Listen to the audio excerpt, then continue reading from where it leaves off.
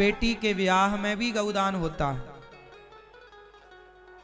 इसलिए कहता हूं जब बेटियों का विवाह किया करो तो बेटी की आयु बढ़े, बेटी खुश रहे, इसके लिए गौदान भी करना चाहिए।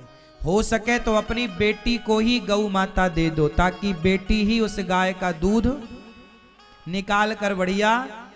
पहले के लोग जब बेटी का ब्याह करते थे ना, तो बेटी जिस गाय से ज्यादा प्यार करती थी, क्योंकि सबके घर में गाय होती थी, तो गाय ही उस बेटी के साथ ससुराल में मां बन करके जाया करती थी गाय की, तू चिंता मत कर मैं हूं। तो बेटियां अपने मायके की गाय, वो गाय जो बचपन से उसके संग रही है गाय, वो ससुराल जाती थी और गाय का बाप अपनी बेटी को गाय इसलिए देता था कि बेटी कभी भूखा रहना पड़े, रोटी ना हो तो चिंता ना करना, ये गाय तेरी माँ है, इसका दूध निकाल कर पी लेना और अपना पेट भर लेना। पहले का बाप कितना बढ़िया सोचता था, पहले की परंपराएं ना कितनी बढ़िया थी। पहले बेटी के ब्याह में गौदान करने की परंपरा थी ही, बिना गौदान के बेटी का ब्याह नहीं होता था। और आजकल ये परंपराएं बिल्कुल नष्ट हो गई, खत्म हो गई। अब बेटी का ब्याह हो जाता है, कहां कोई गौदान करता है। इसलिए कहता हूं आप घर पे गैया नहीं रख सकते, तो गौरी गोपाल गौशाला में आप अपनी बेटी के नाम से एक गौदान कर सकते हैं। गौरी गोपाल गौशाला में वो आपकी बेटी की तरह, माँ की तरह रहेगी, रोटी खाएगी, प्रेम से अपना रहेगी, तो आप भी गौदान कर सकते हैं।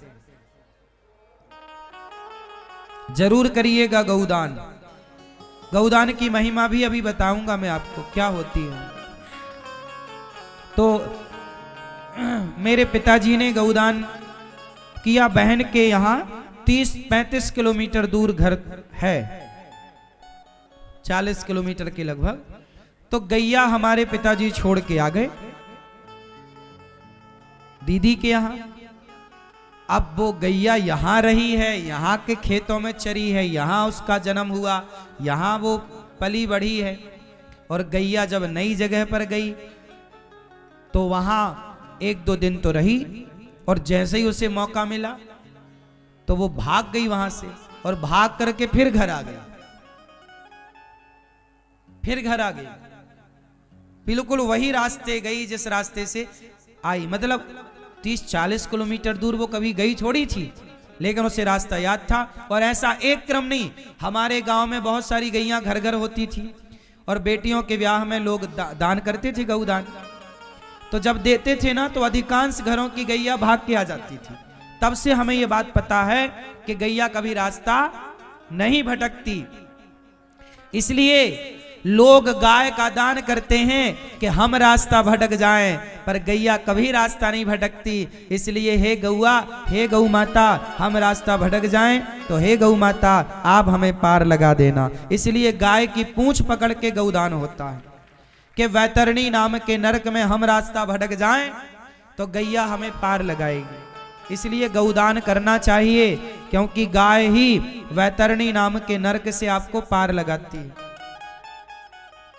मैं गैया चराता था बचपन में, तो नदी आती थी, बारिश में पानी खूब होता था, और गैया ना नदी के उस पार चरने जाया करती थी।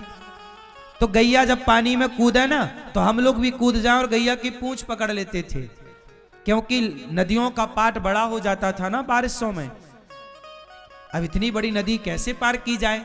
हम लोग तैरना आता तो है हम लोगों को, मैं नदी भी पार कर लेता हूं तैर कर, लेकिन सामान्य नदी जो सामान्य पाट है, इस पाट से उस पाट तो जाया जा सकता है, लेकिन बारिशों में तो 20-20 फीट पानी और बढ़ जाता है, तो बड़ा लंबा चौड़ा पाट हो जाता है।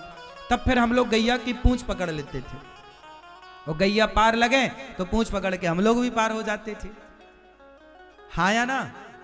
क्यों आप में से कोई गैया चराया बचपन में, ऐसे नदी वदी पार की है गैया की पूंछ पकड़ के? हम लोगों ने खूब पकड़ के पार की है। तो गैया की पूंछ पकड़ के हम लोगों ने खूब नदियां पार की। यही गाय वैतरणी नाम के नर्क, एक वैतरणी नाम का नर्क होता है, उस वैतरणी नाम के नर्क से गौ माता ही पार लगाती है, इसलिए गौदान करना चाहिए। गाय की सेवा करनी चाहिए। गाय की याददाश्त सबसे ज्यादा होती है, इसलिए गाय का दूध पीने वाले की याददाश्त भी ज्यादा होती है। जो बच्चे याददाश्त से कमजोर हैं उन्हें शुद्ध देसी गाय, गाय मतलब देशी, वेद लक्षणा, जर्सी गाय का नहीं, भैंस का नहीं। अच्छा, भैंस की याददाश्त तो होती है नहीं, भैंस को ले जाओ 30 किलोमीटर दूर, छोड़ आओ, नहीं आएगी वापस। बोलो सही है कि गलत है? भैंस की याददाश्त, भैंस, गाय का बच्चा दूध पीता है और पूंछ उठा के दौड़ जाता है, पूरे गांव में घूम आता है, हाँ या ना? गाय का बच्चा दौड़ जाता है ना, कितना तेज दौड़ता है, लेकिन भैंस का बच्चा दूध पिएगा और ऐसे ऐसे चलेगा, वो नहीं दौड़ता। भैंस का बच्चा और गाय के बच्चे की दौड़ लगाई जाए तो गाय का बछड़ा जीतेगा ना।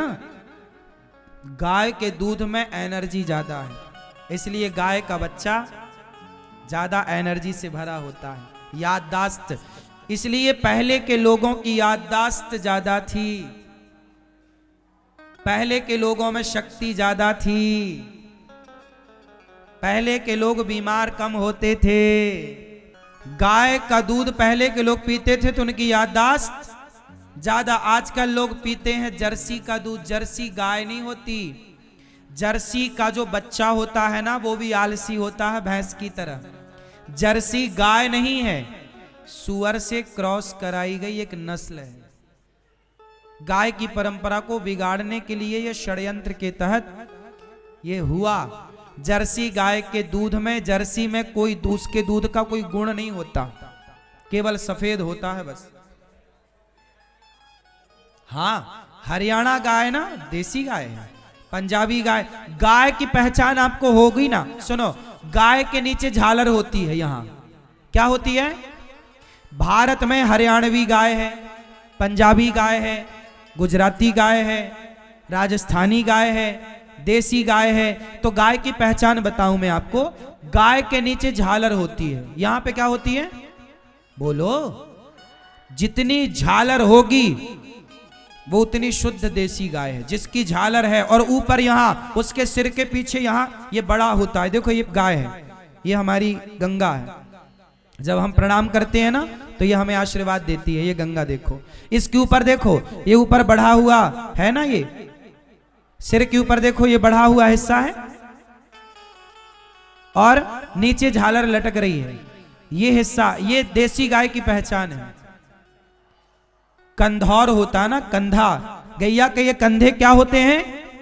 बोलो, कंधा जो होता है बड़ा ऊपर की तरफ उठा होता है ना, कंधौर, और नीचे झालर लटकती। ये दो पहचान है देसी गाय की। जर्सी के नीचे ना ये झालर नहीं होती, जर्सी के नीचे झालर नहीं होती, तो जर्सी गाय नहीं है। गाय हमारी देसी गाय है, जिसके नीचे ये झालर हो और ऊपर ये कंधा, और कंधा उसका ऊपर उठा हुआ बढ़ा हुआ हिस्सा। क्यों जी, बात सही है? समझ गए आप लोग कि नहीं मैया? हाँ, अब देखो विडंबना, ये आने वाले बच्चों को ये भी नहीं पता चलेगा कि गाय कौन है और गाय कौन नहीं है।